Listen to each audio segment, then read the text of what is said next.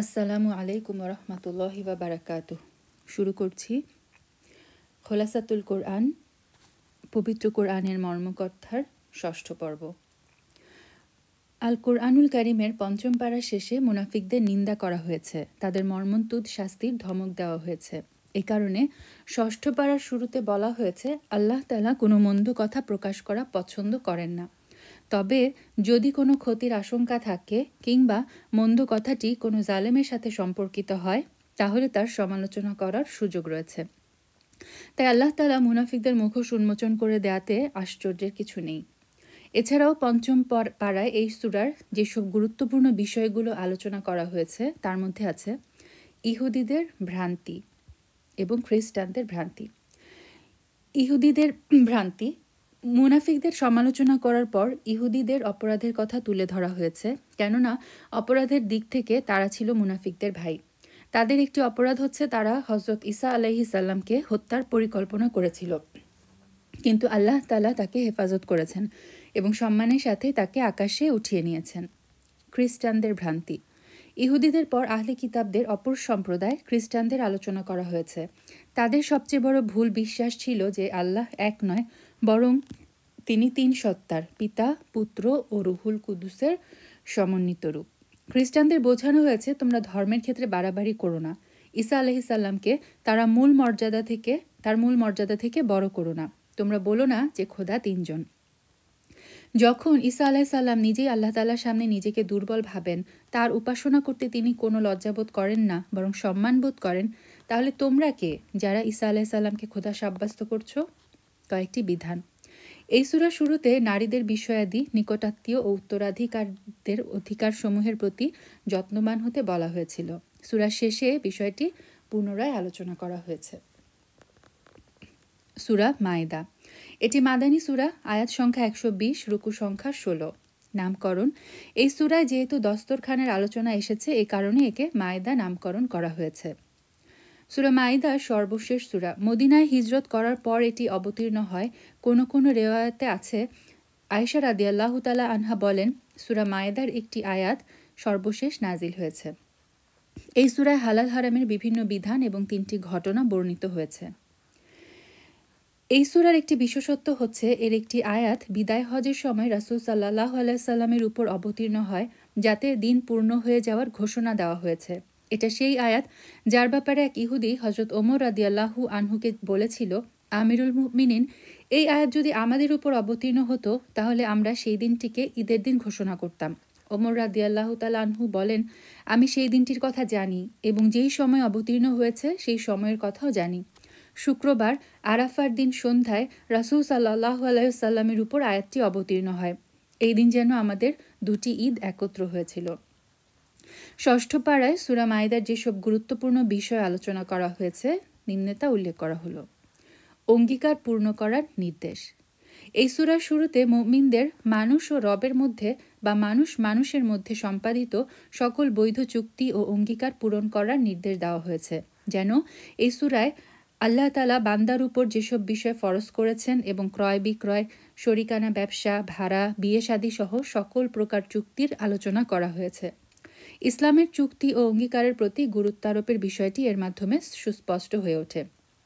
কিছু হারাম খাদ্য ও পানীয়, জাহেলি যুগে যেসব খাদ্য ও পানীয়কে হালাল মনে করা হতো তার কিছু হারাম ঘোষণা করা হয়েছে, কেননা তা খাওয়ার কারণে স্বাস্থ্য ও সুস্থতা ক্ষতিগ্রস্ত হয়ে থাকে। এছাড়াও চিন্তা চেতনা, দৃষ্টিভঙ্গি ও চরিত্রের উপর বিরূপ প্রভাব পড়ে, যেমন মৃত জন্তু, প্রবাহিত রক্ত, শূকরের মাংস, আল্লাহ ছাড়া অন্য কারো নামে উৎসর্গীকৃত প্রাণীর মাংস। তবে প্রাণনাশের আশঙ্কা হলে বাধ্য হয়ে গুনাহের প্রতি কোনো রকম আকৃষ্ট না হয়ে ক্ষুধা নিবারণ হয় পরিমাণ খাওয়া জায়েজ। এসব নাপাক বস্তু ছাড়া সকল পবিত্র জিনিসকে হালাল ঘোষণা করা হয়েছে। অজু ও গোসলের নিয়ামত, হালাল হারামের আলোচনা শেষে মুসলমানদের উপর যে আল্লাহ তাআলার নিয়ামত ও অনুগ্রহ রয়েছে সেটি স্মরণ করে দিয়েছেন, কেননা তিনি অজু ও গোসলের নিয়ামত দান করেছেন। এর মাধ্যমে মুমিনদের দেহ ও মন, জাহের এবং বাতেন দুটোই পবিত্র হয় এবং আল্লাহর সাথে একান্ত আলাপনের জন্য রুহানি প্রস্তুতি সম্পন্ন হয়। বান্দাদের উপর আল্লাহ তাআলা কৃত অনুগ্রহের মধ্যে এটিও একটি যে পানির সক্ষমতা না থাকার ক্ষেত্রে তিনি তায়াম্মুমের অনুমতি দিয়েছেন। ইসলাম হচ্ছে এক সহজ ধর্ম। এতে প্রতি কদমে মানুষের কষ্টের প্রতি লক্ষ্য রাখা হয়েছে। এ ব্যাপারে ষষ্ঠ রুকুতে বলা হয়, আল্লাহ তোমাদের কষ্ট চান না, বরং তিনি তোমাদের পবিত্র করতে এবং তোমাদের উপর এহসান পূর্ণ করতে চান, যাতে তোমরা শুকরগুজার হতে পারো। ইহুদিদের ভীরুতা, ফাসাদ সৃষ্টি ও অহংকার। এপাড়ার সপ্তম রুকুতে ইহুদিদের ভীরুতা, তাদের ফিতনা ফাসাদ সৃষ্টি, অবাধ্যতা ও অহংকারের আলোচনা করা হয়েছে। এসব ত্রুটি উল্লেখ করার উদ্দেশ্য হচ্ছে মুসলমানরা যেন নিজেদেরকে তা থেকে বাঁচিয়ে রাখে। ইহুদিদের পাশাপাশি খ্রিস্টানদের অবস্থার বিবরণ দেওয়া হয়েছে। তাদের থেকেও আল্লাহ তাআলা বিধান পালনের অঙ্গীকার নিয়েছেন, কিন্তু তারা তা ভঙ্গ করেছে। এই কারণে আল্লাহ তাদের অন্তরে ঘৃণা, বিদ্বেষ ও শত্রুতা ঢেলে দিয়েছেন। উভয় সম্প্রদায় আকিদা, বিশ্বাস, আমল, আখলাক সহ বহু সমস্যায় জর্জরিত হওয়া সত্ত্বেও এই দাবি করে যে আমরা আল্লাহর পুত্র এবং তার প্রিয়ভাজন।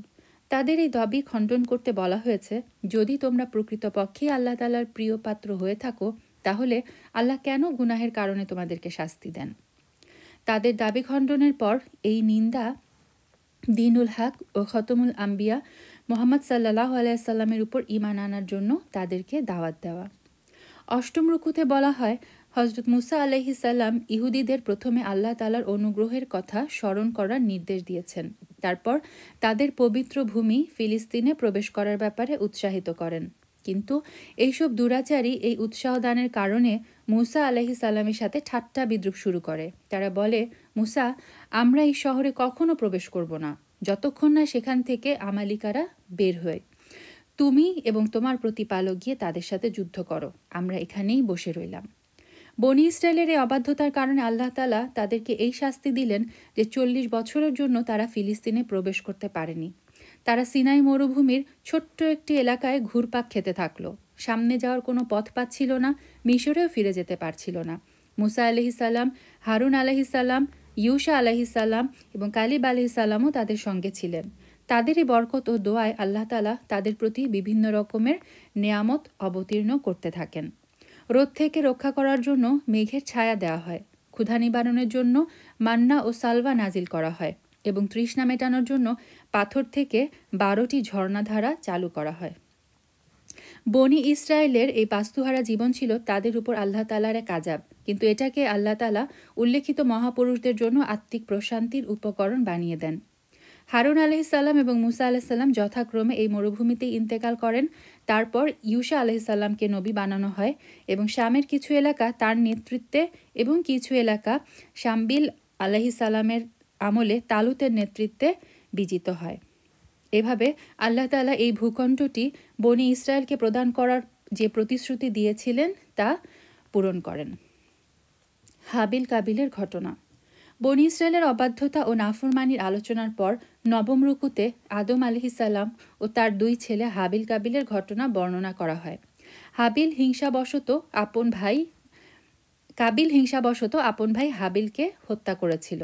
হিংসা ইহুদিদের মধ্যেও পাওয়া যায়, যে কারণে তারা শেষ নবী মুহাম্মদ সাল্লাল্লাহু আলাইহি সাল্লামের নবুয়ত অস্বীকার করে।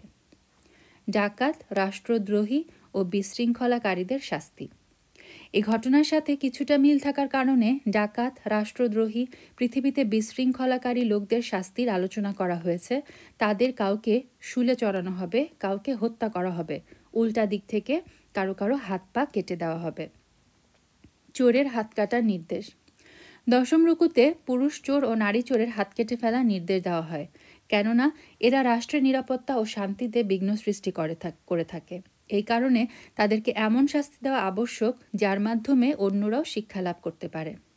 শাস্তি বিধানের মাধ্যমে একটি বিষয় বোঝা যায় যে সমাজের জন্য যেসব মানুষ বিপদের কারণ হয়ে দাঁড়ায় তাদের এমন দৃষ্টান্তমূলক শাস্তি দেওয়া উচিত যা কল্পনা করা মাত্র অপরাধীরা অপরাধ থেকে বিরত থাকবে, তাদের আর মাথা ওঠানোর সাহস হবে না।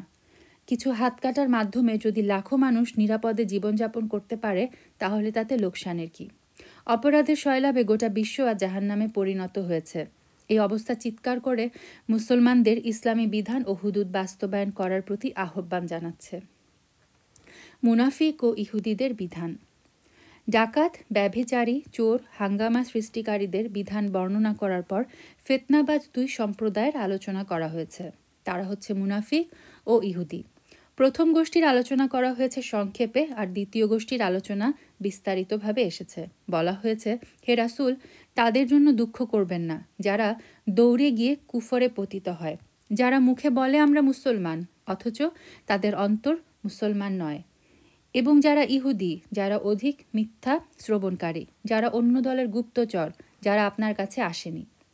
ইহুদিদের সাথে সাথে খ্রিস্টানদেরও গোমরাহির আলোচনা করা হয়েছে এবং বলা হয়েছে তাদেরকে তাওরাত ও ইনজিল দেওয়া হয়েছিল, কিন্তু তারা এই কিতাব অনুযায়ী ফয়সালা করত না। কোরআনের আলোচনা। তাওরাত ও ইনজিলের পর হেদায়ত ও গোমরাহির মধ্যে পার্থক্যকারী কোরআনের আলোচনা করা হয়েছে। আকিদা, বিশ্বাস, ইবাদত, লেনদেন, আচার উচ্চারণের সাথে সম্পৃক্ত এমন কোনো উপদেশ এবং মানুষের সফলতার জন্য আবশ্যক এমন কোনো বিষয় নেই যা পূর্ববর্তী কিতাবসমূহে আছে কিন্তু কোরআনে নেই। ইহুদি খ্রিস্টানদের সাথে অন্তরঙ্গ বন্ধুত্ব নিষেধ। এরপর মুসলমানদের ইহুদি খ্রিস্টানদের সাথে অন্তরঙ্গ বন্ধুত্ব করতে নিষেধ করা হয়েছে, কেননা তারা মুসলিম উম্মার ঘোর শত্রু। বলা হয়েছে, হে মুমিনগণ, তোমরা ইহুদি ও খ্রিস্টানদের বন্ধু বানাবে না, তারা একে অপরের বন্ধু। তোমাদের মধ্যে যে তাদের সাথে বন্ধুত্ব রাখবে সে তাদেরই অন্তর্ভুক্ত হবে। নিঃসন্দেহে আল্লাহ তাআলা অত্যাচারী লোকদের হেদায়াত দান করেন না। কোরআনুল কারীম সত্য হওয়ার জীবন্ত মুজিজা আমরা স্বচক্ষে দেখতে পাই। ইহুদি খ্রিস্টানদের মাঝে ধর্ম ও রাজনৈতিক বিরোধ থাকা সত্ত্বেও তারা মুসলমানদের বিরোধিতার ক্ষেত্রে ঐক্যবদ্ধ। আশ্চর্যজনক হচ্ছে, মুসলিম বিশ্বের শাসকগণ কোরআনের সুস্পষ্ট নিদর্শন থাকা সত্ত্বেও ইহুদি খ্রিস্টানদের সাথে অন্তরঙ্গ বন্ধুত্ব করে থাকে। তাদের ইশারায় মুসলমানদের উপর জুলুম নির্যাতনের পাহাড় চাপিয়ে দেওয়া হয়। কাফেরদের সাথে অন্তরঙ্গ বন্ধুত্ব রাখলে মুরতাদ হয়ে যাওয়ার আশঙ্কা থাকে। এই কারণে সামনের আয়াতে মুসলমানদেরকে এর থেকে বিরত থাকার নির্দেশ দেওয়া হয়েছে, কেননা কোনো ব্যক্তি মুরতাদ হলে তার পূর্বের সব আমল বিনষ্ট হয়ে যায়, সে চিরকালের জন্য জাহান্নামী হয়ে যায়। সাথে সাথে এই বিষয়টি স্পষ্ট করে দেওয়া হয়েছে যে আল্লাহর দিন তোমাদের মুখাপেক্ষী নয়। যদি তোমরা মুরতাদ হয়ে যাও তাহলে আল্লাহ তাআলা এই দিনের খেদমতের জন্য তোমাদের চেয়ে উত্তম ব্যক্তি তৈরি করবেন। আল্লাহ বলেন, হে মুমিনগণ, যদি তোমাদের মধ্যে কেউ ধর্ম থেকে বিমুখ হয়ে যায় তাহলে আল্লাহ এমন লোক সৃষ্টি করবেন যাদেরকে তিনি ভালোবাসবেন আর তারাও তাকে ভালোবাসবে। মুমিনদের সাথে তারা বিনম্র আচরণ করবে, কাফিরদের সাথে কঠোরতা করবে, আল্লাহর রাস্তায় জিহাদ করবে। কোনো নিন্দুকের নিন্দার তারা ভয় করবে না। এটা আল্লাহর অনুগ্রহ, তিনি যাকে চান তাকে তা দান করেন।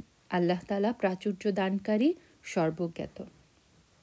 সত্যিকারের মুমিনদের সাথে বন্ধুত্ব গড়ার আদেশ। ইহুদি খ্রিস্টানদের সাথে বন্ধুত্ব করতে নিষেধ করার পাশাপাশি সত্যিকারের মুমিনদের সাথে বন্ধুত্ব গড়ার হুকুম দেওয়া হয়েছে। কাফেরদের সাথে বন্ধুত্ব করা খারাপ, এই বিষয়টি স্পষ্ট করার জন্য মুসলমানদেরকে বোঝানো হয়েছে যে তারা ইসলামের নিদর্শন নিয়ে ঠাট্টা বিদ্রূপ করে, তাই তাদের সাথে কোনো ধরনের বন্ধুত্ব রাখা জায়েজ নয়। ইহুদি খ্রিস্টানদের ভ্রান্ত বিশ্বাস খণ্ডন। ইহুদি খ্রিস্টানদের আরেক ভ্রষ্টতা, তারা ইসলাম ও কোরআনকে মিথ্যা প্রতিপন্ন করেছে। ঈসা আলাইহিস সালামকে খোদা আখ্যা দিয়েছে। যেমনভাবে ৬ষ্ঠ পারার ১৪তম রুকুতে বলা হয়েছে, নিঃসন্দেহে ওই সব লোক কাফের হয়ে গেছে যারা বলে আল্লাহই হচ্ছেন মারিয়াম পুত্র মাসিহ। তাদের মধ্যে কেউ কেউ বলে যে তিনি তিনের এক। কোরআন তাদের এই ভ্রান্ত বিশ্বাস খণ্ডন করে বলেছে, মারিয়াম পুত্র মাসিহ এবং তার মা উভয়ই পানাহার করেন। আর এটা তো স্পষ্ট যে পানাহার করবে সে প্রাকৃতিক প্রয়োজন সারার মুখাপেক্ষী হবে, আর যে ব্যক্তি কোনো কিছুর মুখাপেক্ষী সে কখনোই খোদা হতে পারে না। ইহুদি খ্রিস্টানদের ধর্ম নিয়ে বাড়াবাড়ি করতে ও প্রবৃত্তির চাহিদা অনুসরণ করতে নিষেধ করা হয়েছে, কেননা এই বাড়াবাড়ি অধিকাংশ গোমরাহির কারণ। ইহুদিদের উপর আল্লাহ তাআলার লানত। ৬ষ্ঠ পারার শেষ রুকুতে ইহুদিদের উপর আল্লাহ তাআলার লানত বর্ষিত হওয়ার কারণ উল্লেখ করা হয়েছে। বলা হয়েছে, তারা আল্লাহ তাআলার অবাধ্যতা করত, সীমা লঙ্ঘন করত, একে অপরকে খারাপ কাজ করতে বারণ করত না। এই কারণ উল্লেখ করে মুসলিম উম্মাহকে বোঝানো হলো যে তারা যেন সৎ কাজের আদেশ করে, অসৎ কাজ থেকে নিষেধ করে। অন্যথায় বনি ইসরায়েলের উপর যে লানত দেওয়া হয়েছে তাদের উপরও সে লানত বর্ষিত হতে পারে। রাসূল সাল্লাল্লাহু আলাইহি ওয়াসাল্লাম নিজেই এই বিষয়টি এক হাদিসে বলেছেন। তিরমিজি শরীফে আছে, তিনি বলেন, বনি ইসরায়েল যখন পাপাচারে লিপ্ত হয়ে পড়ে তখন তাদের আলেমগণ তাদেরকে নিষেধ করেছিল, কিন্তু তারা নিজেরা বিরত থাকেনি। তাদের মজলিসে গিয়েছে, তাদের সাথে পানাহার করেছে, তাই আল্লাহ তাআলা তাদের অন্তরের তাদের সবার অন্তর একরকম করে দিয়েছেন। দাউদ আলাইহিসসালাম ও ঈসা আলাইহিসসালামের জবানে তাদের লানত করা হয়েছে, কেননা তারা অবাধ্যতা করত, সীমা লঙ্ঘন করত। রাসূল সাল্লাল্লাহু আলাইহি সাল্লাম তখন হেলান দিয়ে বসেছিলেন, কিন্তু কথা বলার সময় তিনি সোজা হয়ে বসে যান এবং বলেন, ওই সত্তার কসম যার হাতে আমার প্রাণ, যতক্ষণ না তোমরা হকের দাওয়াত দেবে, হক কবুল করার প্রতি মানুষকে উদ্বুদ্ধ করবে, জুলুম, অত্যাচার ও পাপাচার থেকে তাদেরকে বারণ করবে, ততক্ষণ তোমাদের ঈমান পূর্ণ হবে না, আর তোমরা আল্লাহর আযাব থেকে রেহাই পাবে না। মুসলমানদের সবচেয়ে বড় দুশমন ইহুদি ও মুশরিকরা। সর্বশেষ আয়াতে বলা হয়েছে, মুসলমানদের সবচেয়ে বড় দুশমন হচ্ছে ইহুদি ও মুশরিকরা। ইহুদিদের ইতিহাসই কোরআনের এই দাবির সত্যতা প্রমাণ করে। আর যারা প্রকৃত খ্রিস্টান, তারা মুসলমানদের প্রতি নিজেদের অন্তরে নম্রতা পোষণ করে। বর্তমানে আমরা যে খ্রিস্টানদেরকে দেখি, প্রকৃতপক্ষে তারা ঈসা আলাইহিসসালামের শিক্ষার উপর আমলকারী নয়। তাদের অধিকাংশই চিন্তা চেতনা ও কাজকর্মের দিক থেকে ইহুদিদের বেশভূষা গ্রহণ করেছে। তাদের অনেকেই নাস্তিক ও ধর্মহীন হয়ে গেছে। বাকিরা বিকৃত খ্রিস্ট ধর্মের উপর আমল করে। প্রকৃত খ্রিস্টবাদ কোথাও অবশিষ্ট নেই। এর মাধ্যমে শেষ হচ্ছে ষষ্ঠ পারার সারাংশ। সুবহানাকাল্লাহুম্মা ওয়া বিহামদিক, আশহাদু আল্লা ইলাহা ইল্লা আনতা, আস্তাগফিরুকা ওয়া আতুবু ইলাইক।